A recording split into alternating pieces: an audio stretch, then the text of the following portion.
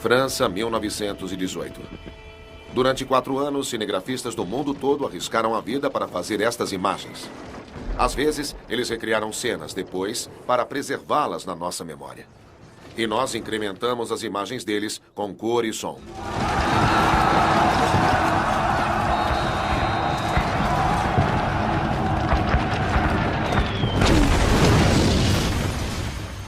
(11 de novembro de 1918, 11 da manhã). De repente, silêncio.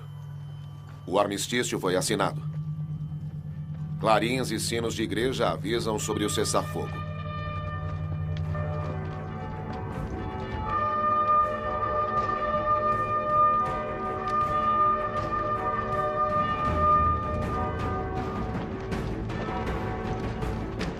Momentos antes, o soldado George Lawrence Price, um canadense, foi morto.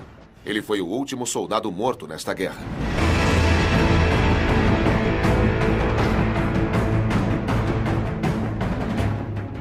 De 1914 a 1918, quase 80 milhões de pessoas foram lançadas na guerra.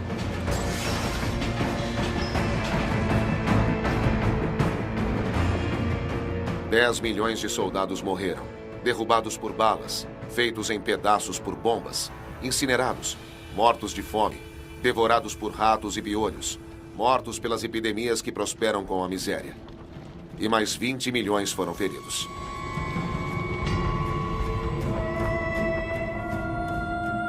Que tipo de loucura dominou os austríacos, os sérvios, russos, alemães, os franceses com as suas colônias, os britânicos com o seu império, os italianos, os japoneses, os turcos, os americanos. Os sobreviventes podem se considerar afortunados.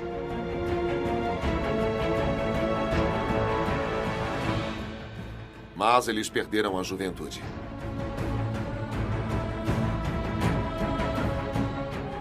Ou o rosto. Ou a sanidade. Como o mundo desencadeou essa fúria?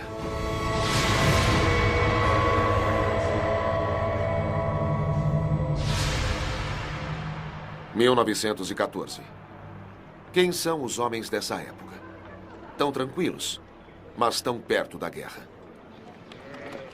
Muitos são camponeses ligados à sua terra, às suas tradições e às suas religiões. Eles se sentem seguros. Já faz quase meio século desde o último grande conflito europeu. Os bem de vida aproveitam o belo verão de 1914.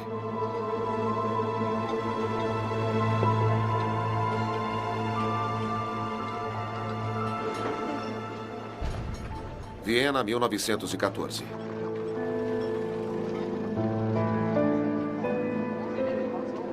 O grande escritor Stefan Zweig descreve a capital do Império Austro-Húngaro. Novos teatros, bibliotecas e museus brotavam por todo lugar. Havia progresso em todo lado. O que poderia interromper esse rápido crescimento? Minimizar o elan, que constantemente tirava novas forças de sua própria ascensão. Um prodigioso espírito despreocupado reina no mundo. Nunca a Europa foi mais forte, mais rica, mais bela ou mais confiante em um futuro ainda melhor.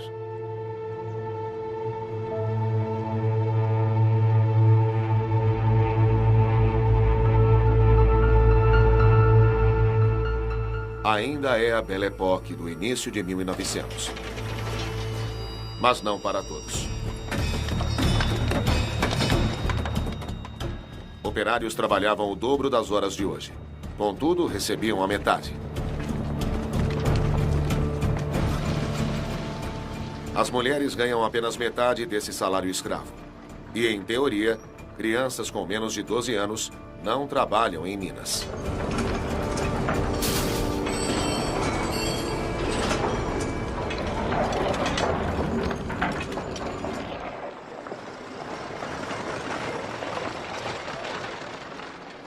Na França, Jean Jaurès é o grande líder da classe operária.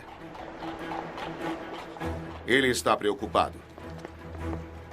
Ele sabe que entre a elite europeia, muitos capitães da indústria falam abertamente sobre uma guerra para dar fim ao movimento das reivindicações dos operários.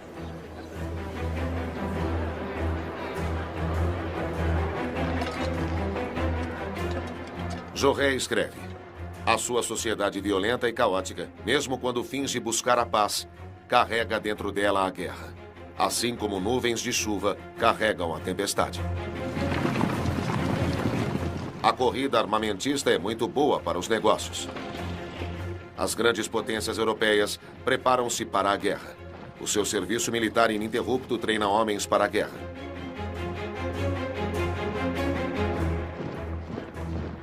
Guerra e morte pairam sobre o planeta. Por séculos, impérios rivais têm repartido o mundo com as suas espadas. As conquistas britânicas chegam até a Austrália e o Canadá. As da França, da Indochina à África. A Alemanha também possui colônias, mas quer uma fatia maior do bolo. Antes de 1871, a Prússia era um estado dividido. Ao esmagar a França e anexar as províncias francesas de Alsácia e Lorena, ela se tornou o Império Alemão. O imperador da Alemanha, Guilherme II, de 55 anos, cerca-se de seus líderes militares. Ele ordena a construção de uma marinha para rivalizar a flotilha da Inglaterra.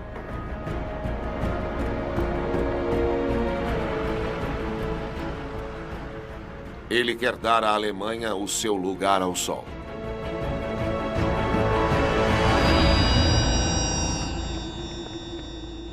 Para Guilherme II, o Reino Unido é uma ameaça desde que formou a Tríplice Aliança com a França e a Rússia. Como resultado, a Alemanha se sente cercada e, portanto, vulnerável. Seu único aliado verdadeiro é o Império Austro-Húngaro, um amálgama de nações menores, que foi governado por mais de 60 anos por Franz Joseph I, de 84 anos.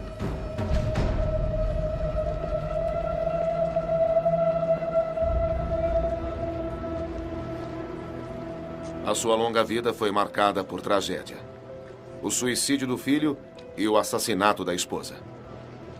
A Imperatriz Elizabeth, ou Sissi, como era conhecida, era a paixão de sua juventude.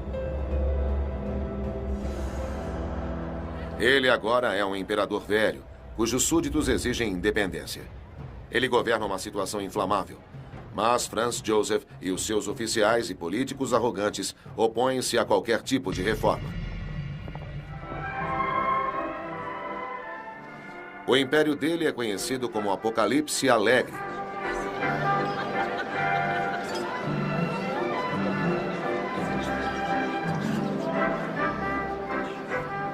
As valsas e festividades eram incessantes, como no casamento de Zita, a adorável princesa, com Karl, o sobrinho neto do imperador.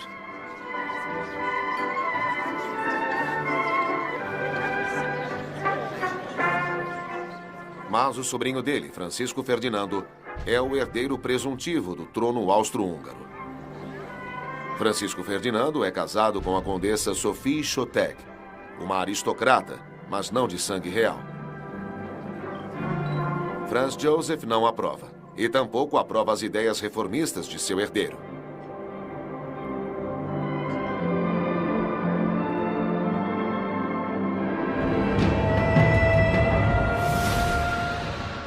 Sarajevo. O nome ecoa como um grito através da história. É em Sarajevo que o destino do mundo muda para sempre, na Bósnia, que a Áustria-Hungria anexou recentemente. Mas a Sérvia se opôs a isso. Ela quer se expandir unindo os povos eslavos dos Balcãs. 28 de junho de 1914. Sarajevo. Francisco Ferdinando, o herdeiro da coroa austro-húngara, juntamente com a esposa, acabou de escapar de uma primeira tentativa de assassinato. O casal para na prefeitura para protestar com veemência. Estas são as últimas imagens do casal. Pouco depois, ao deixar o prédio, eles são mortos com uma pistola.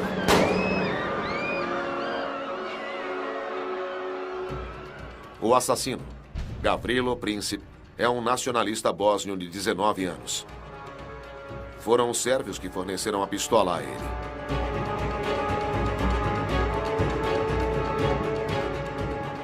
Esse assassinato em Sarajevo terá consequências inimagináveis, embora inicialmente seja coberto como uma história de pouca importância. O herdeiro do trono da Áustria é morto com a mulher por um jovem bósnio.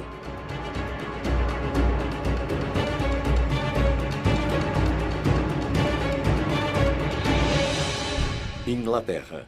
Ao longo do Tâmisa, a futura rainha dos livros de mistério, Agatha Christie, então com 24 anos, escreve. Quando, na distante Sérvia, um arquiduque foi assassinado, parecia um incidente muito distante. Naqueles países, as pessoas viviam sendo assassinadas. Os britânicos prestavam pouca atenção ao buraco negro da Europa, conhecido como o barril de pólvora dos Balcãs. 2 guerras nos Balcãs haviam deixado 200 mil mortos.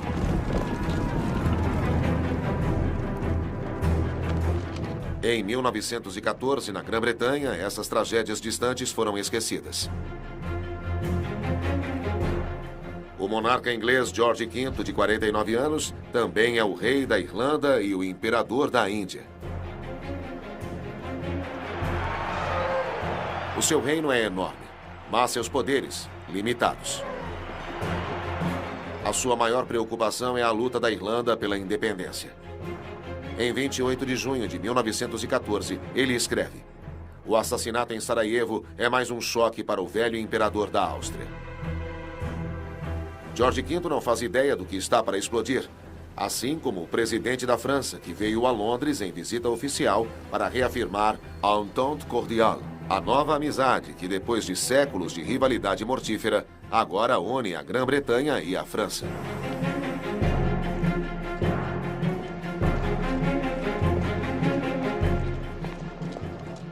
Poincaré, de 54 anos, pode ser um moderado, mas ele vem da região de Lorena, que a Alemanha anexou e que toda a França agora sonha em reconquistar.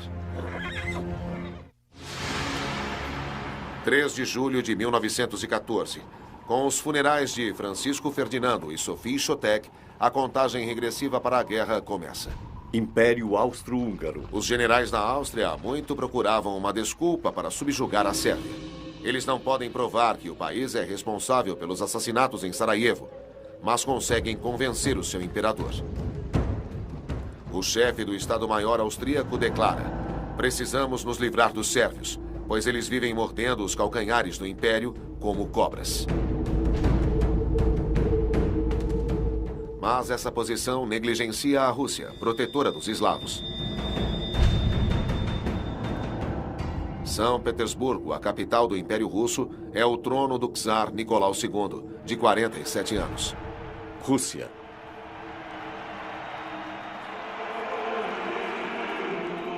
Nicolau II.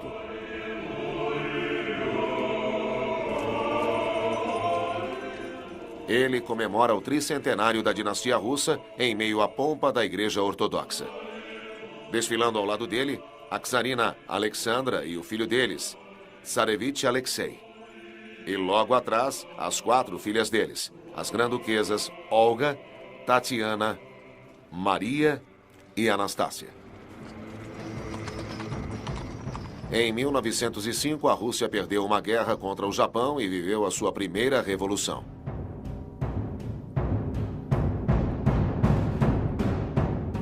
Desde então, a economia do país melhorou, apesar da carga de altos gastos militares. No início de julho de 1914, entre os infortúnios iminentes da Europa, o czar faz um cruzeiro no Mar Báltico a bordo de seu iate.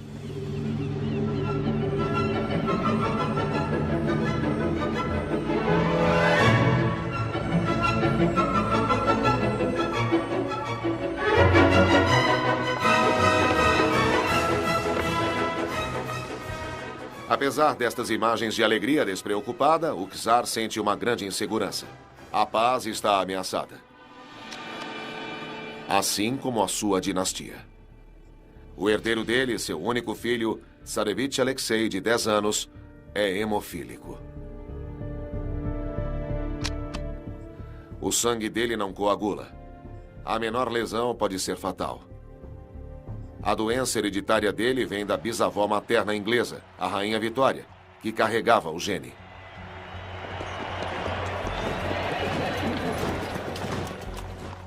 Funeral da Rainha Vitória, 1901. Com a morte dela, os descendentes da Rainha Vitória ocuparam muitos dos tronos europeus. A Europa de reis e imperadores é uma só grande família. George V, o soberano britânico, e o czar Nicolau II são primos e passariam como gêmeos. Nicolau II, George V. O Kaiser alemão também é primo deles e padrinho de Tsarevich. A paz deve reinar na família. Contudo, em cada país, facções nacionalistas veem a guerra como a oportunidade de eliminar um rival perigoso. E o assassinato de Francisco Ferdinando, o herdeiro do trono austríaco, é para Guilherme II a ameaça mais grave de todas. Um ataque sobre o direito divino dos reis.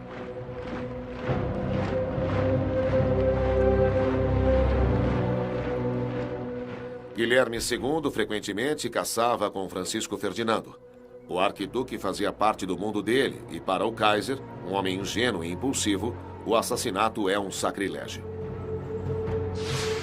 Guilherme II, os generais dele e o chanceler alemão Theobald von Bethmann-Hollweg concordam. A Alemanha não deve hesitar, mas aproveitar a oportunidade do assassinato em Sarajevo para demonstrar a vontade alemã. Juntos, eles decidem apoiar o seu aliado, a Áustria, em seu plano de invadir a Sérvia. Em 6 de julho de 1914, a ameaça da guerra não impede que Guilherme II parta num cruzeiro de verão em seu iate, um Leviatã de 8.000 toneladas e 130 jardas.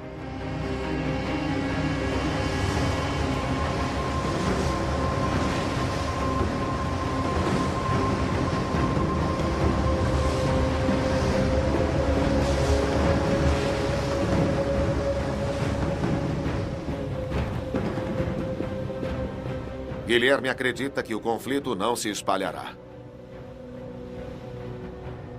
Ele diz: tudo estará terminado em uma semana.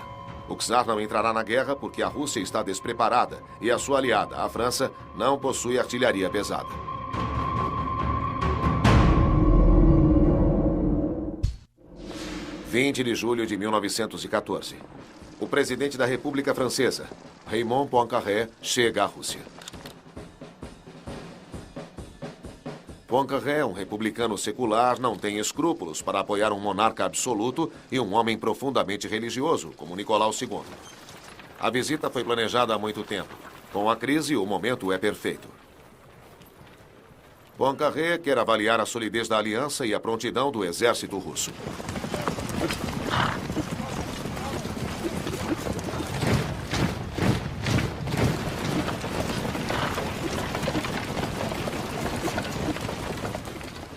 O presidente francês faz uma declaração cautelosa. A crise atual deve permanecer limitada à Sérvia. Contudo, quando os líderes da França se preparam para voltar a Paris, o governo cancela a folga de todos os militares e chama os generais de volta das férias. Os austríacos se preparam. 23 de julho de 1914. O governo em Viena manda um ultimato a Belgrado, com uma cláusula: permitir à Polícia Imperial investigar em território sérvio. Belgrado responde: a Sérvia não é uma província do Império Austro-Húngaro.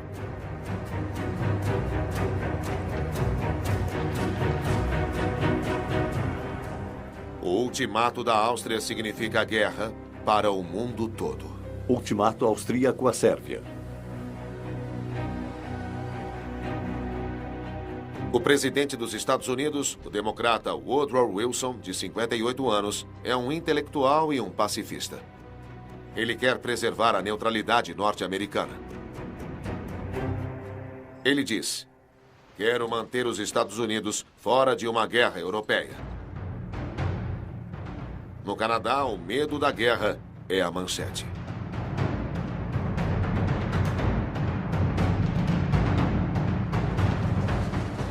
Herbert Asquith, o primeiro-ministro britânico, teme uma escalada de dimensões imprevisíveis. Ele diz: estamos à beira do apocalipse. A Áustria-Hungria declara guerra contra a Sérvia. –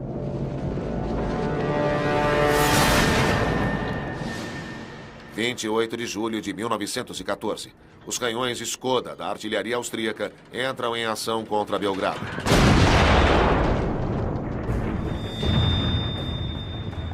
E a Rússia, dada a sua aliança com a Sérvia, envia os seus soldados para a fronteira austro-húngara. Alemanha. 30 de julho de 1914. Guilherme II interrompe o seu cruzeiro. O Kaiser desembarca com seu cachorro da raça Dachshund, que sempre caminha diante dele. Dada a sua aliança com a Áustria, ele faz um ultimato ao primo, Nicolau II, ordenando que retire os seus soldados da fronteira austríaca. Rússia. Mas Nicolau os convoca. Ele escreve para o seu primo e aliado, George V, da Inglaterra: eu não sei o que pode acontecer. A Áustria declarou uma guerra irresponsável, que facilmente pode terminar numa conflagração geral.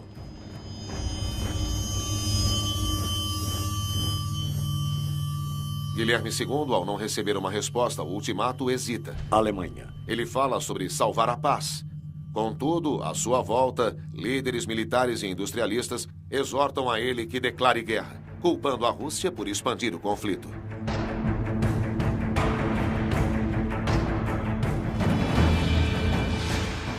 Primeiro de agosto de 1914. A Alemanha se mobiliza e declara guerra contra a Rússia. Jovens recrutas alemães examinam o conteúdo de seus kits de infantaria, que incluem os indispensáveis pares adicionais de meias.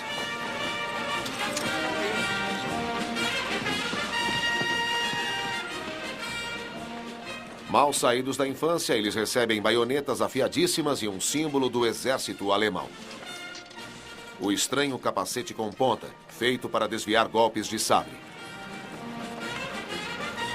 A maioria está ansiosa para defender a sua terra natal ameaçada.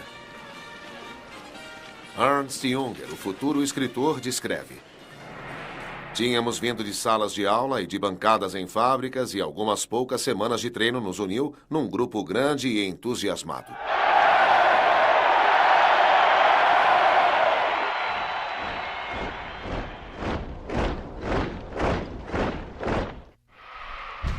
Em São Petersburgo, os russos, agora em guerra, cantam um hino imperial, que começa com Deus proteja o czar.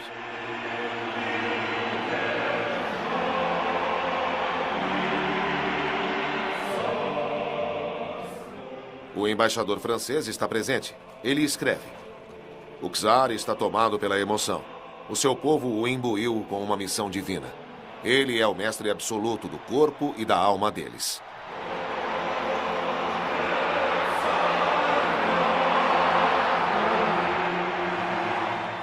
A czarina aparece. Ela é de descendência alemã e está preocupada. O irmão dela indubitavelmente lutará entre as tropas inimigas. 1º de agosto de 1914. Les Halles, o lendário mercado de comida, o coração e a alma da capital francesa, acorda de luto.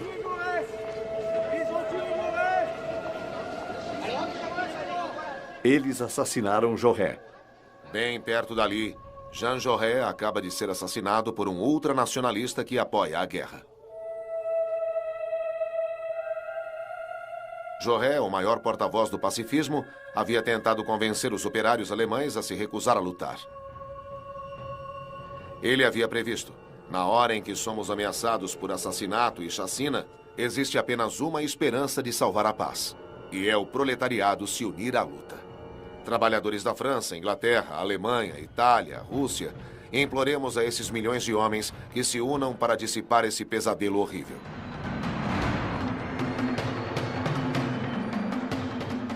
1º de agosto de 1914.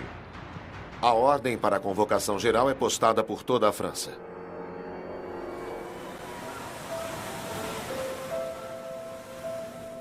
Em férias na Britânia, Louis Moffret, um estudante de medicina, descreve o momento. É uma bela tarde de verão. Ouço o sino minúsculo da catedral, batendo insistentemente. Todos param. Nós entendemos. As mulheres choram. Os homens congelados olham para a torre da catedral, atordoados e sem palavras. É a guerra.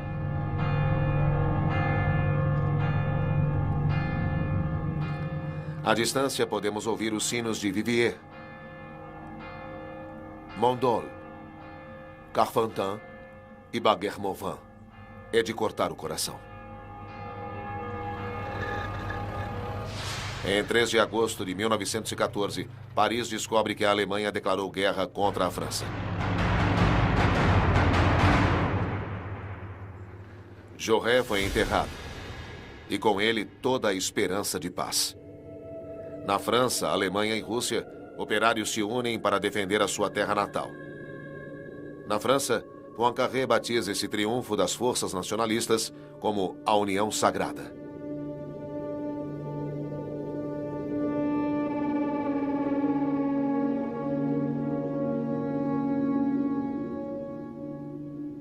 Três milhões de franceses são convocados, seguidos de 5 milhões de russos, 4 milhões de alemães e 2 milhões de austríacos. E sobre todos esses homens convocados, Stefan Zweig escreve: em 1914, o que eles sabiam da guerra após quase meio século de paz? Ela havia se tornado uma lenda heróica e romântica. As pessoas a viam através da perspectiva de seus livros escolares e das pinturas dos museus. A cavalaria brilhante ataca em seus uniformes reluzentes. Uma marcha retumbante de vitória sem nem sombra de vítima. Uma aventura selvagem e máscula. Uma experiência maravilhosa e excitante. Era por isso que gritavam e cantavam nos trens que os levam para o massacre.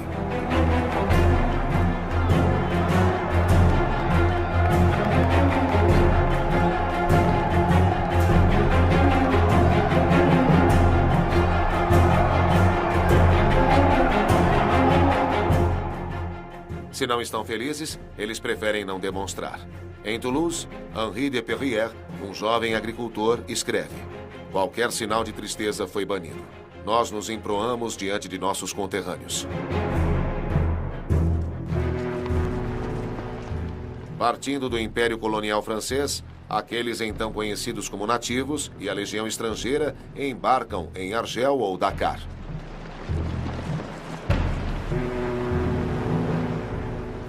Em barcos quase tão apinhados quanto os navios de escravos do passado, conformados, dançando para a câmera, eles navegam rumo ao desconhecido.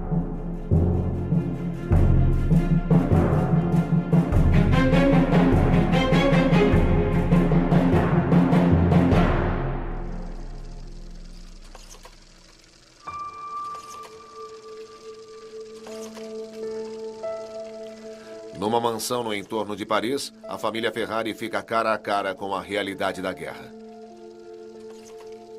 Os homens da família foram convocados, assim como todos os franceses entre 20 e 48 anos. Contudo, em seu roseiral, Jaqueline confia que René voltará logo, que antes das rosas murcharem, a guerra terá terminado.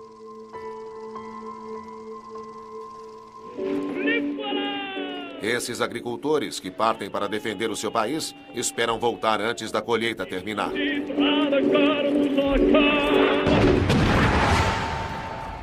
3 de agosto de 1914. Os alemães atacam. Eles contam com uma vitória rápida e uma guerra breve. O plano deles, conhecido como Plano Schlieffen, em honra ao general que o criou, consiste em atravessar Luxemburgo e a Bélgica antes dos russos atacarem do leste e obriga os alemães a lutar em duas frentes. A neutralidade belga fora instituída depois da derrota de Napoleão para criar uma proteção entre a Grã-Bretanha, França e Alemanha. A sua violação agora provoca uma reação imediata de Londres. Guerra declarada contra a Alemanha. A Inglaterra declara guerra contra a Alemanha. 4 de agosto de 1914. Em Londres, o rei George V diz: é uma catástrofe terrível, mas não é culpa nossa. Por favor, Deus, que termine logo. O alto comando alemão calcula que os britânicos não terão tempo de chegar ao continente, que a campanha belga terminará rapidamente.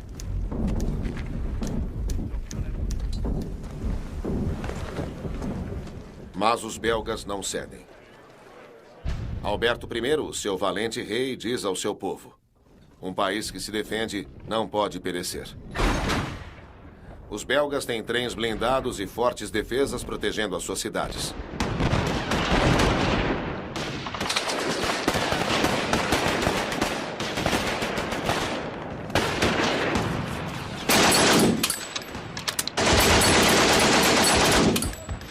Para os alemães, é uma surpresa desagradável. O plano de batalha deles se atrasa em vários dias. Para esmagar as fortalezas, eles precisam trazer os seus enormes canhões Krupp, que disparam projéteis de 1 tonelada.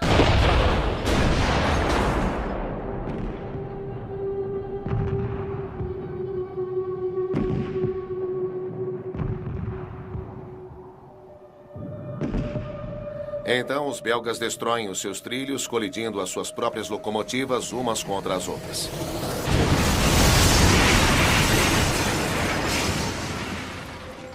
Forçando os alemães a perder tempo com reparos demorados.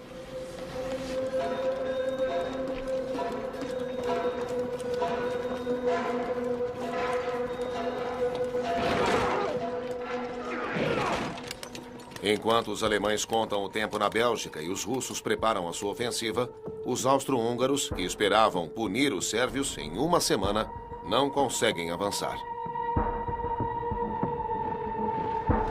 Os sérvios provam que são combatentes temíveis. Depois de 2 semanas, o número de austríacos mortos já chegou a 25 mil e os sérvios celebram a sua vitória. Por enquanto.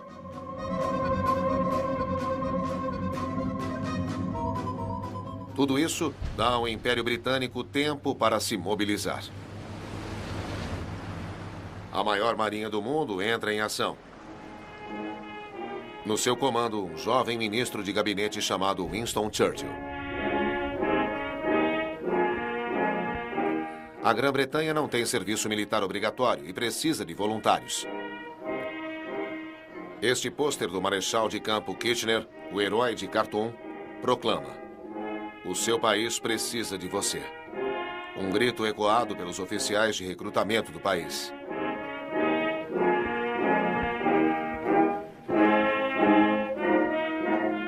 O modesto exército britânico de 100 mil homens se expande e se torna uma força expedicionária de 1 milhão de soldados convocados da enorme reserva do Império. Em Quebec, recrutas beijam as escrituras e fazem as suas orações, pensando na longa travessia marítima diante deles.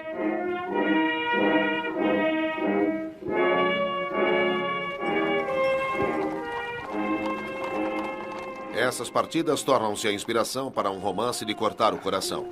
Cavalo de Guerra, de Michael Morpurgo. Ele conta a odisseia de Joey, o cavalo de fazenda nos campos de batalha. Joey, que pode falar, diz que foi escolhido porque foi considerado forte como um sino, em forma para qualquer coisa, cavalaria ou artilharia.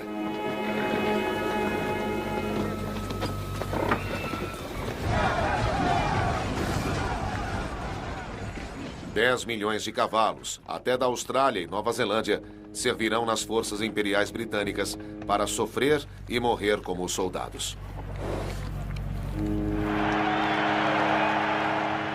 Sem nunca suspeitar o que os espera.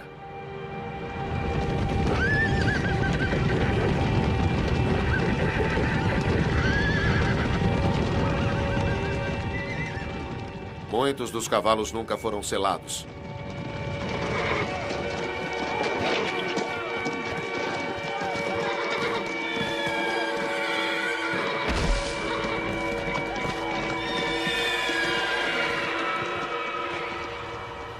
Joe e o cavalo de guerra declara com confiança.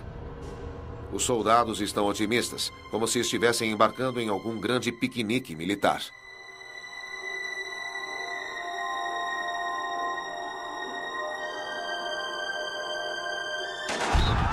Bélgica.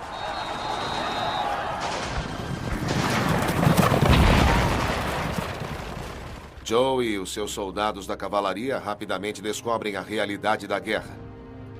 As primeiras fatalidades. Os primeiros prisioneiros alemães. E os belgas, corajosos até o fim.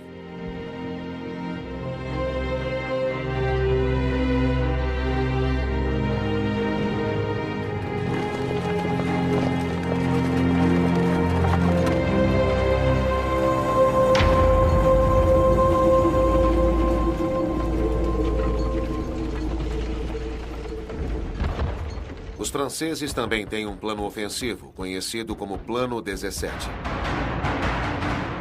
Retomar a Alsácia-Lorena e marchar sobre Berlim.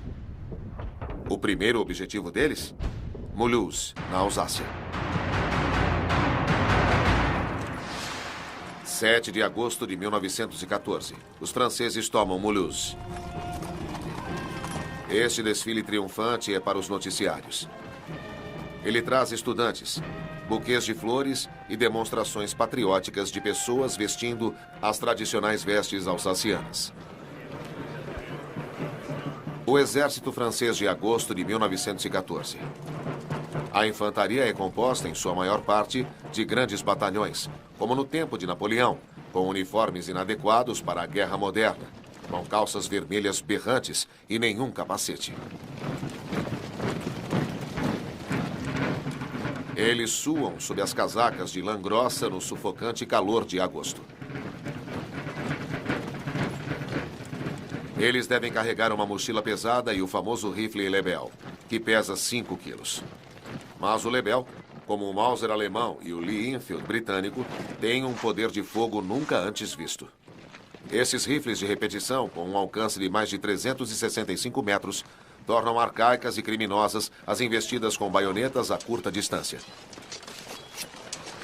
Contudo, essas táticas ultrapassadas, ensinadas nas academias militares, continuam e acabam custando centenas de milhares de vidas humanas.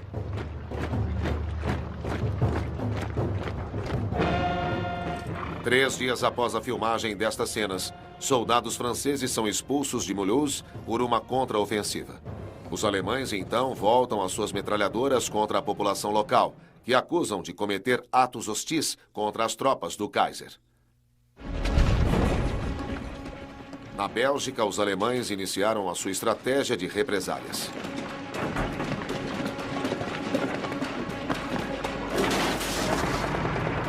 Eles temem atiradores de elite civis. As atrocidades cometidas por eles escalam. Qualquer um que eles acreditam ser um atirador é capturado e morto.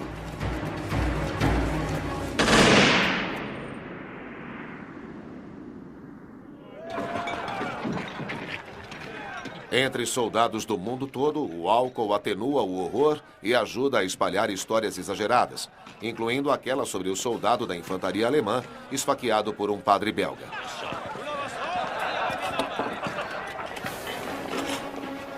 O medo de represálias faz com que centenas de milhares de civis fujam.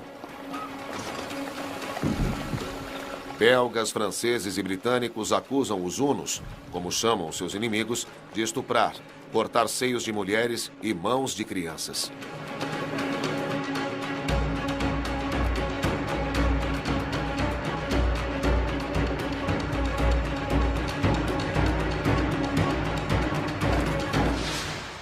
De agosto de 1914. O general von Moltke captura Bruxelas. Ele explica: o nosso avanço na Bélgica certamente é brutal, mas estamos lutando por nossa vida e todos que ficarem no caminho devem sofrer as consequências.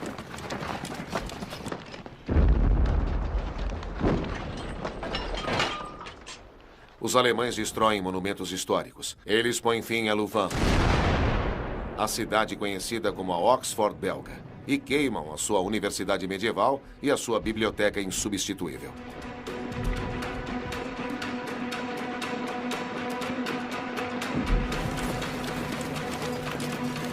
Após apenas 3 semanas de guerra, todos os adversários estão envolvidos por um ódio indescritível. Na Bélgica, um soldado da cavalaria francesa escreve: "Eu entro numa casa, subo as escadas e descubro um porco alemão se aliviando numa gaveta cheia de delicadas rendas. Eu atiro nele. Ele morre na própria sujeira.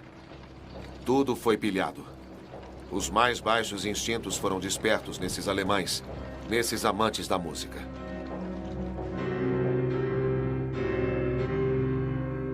No leste, contrariando os planos alemães, os russos cruzaram a fronteira e entraram no leste da Prússia.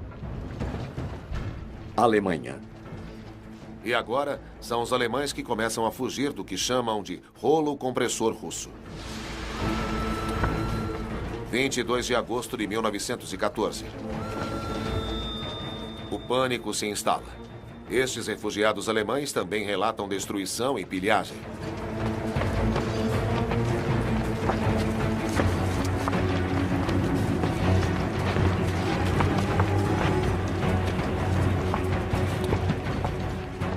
As pessoas estão com medo. Reina a incerteza. O Kaiser Guilherme II vacila entre o desânimo e o entusiasmo marcial.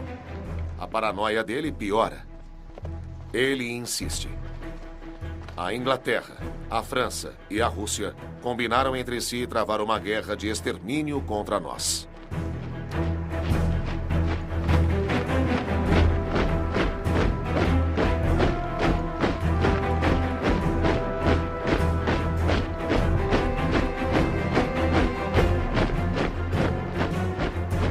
Mas os alemães estão confiantes. Eles acabam de conquistar vitórias em Mons e Charleroi. Apenas em 22 de agosto, 27 mil soldados franceses são mortos. Foi o dia mais mortífero de toda a história militar francesa.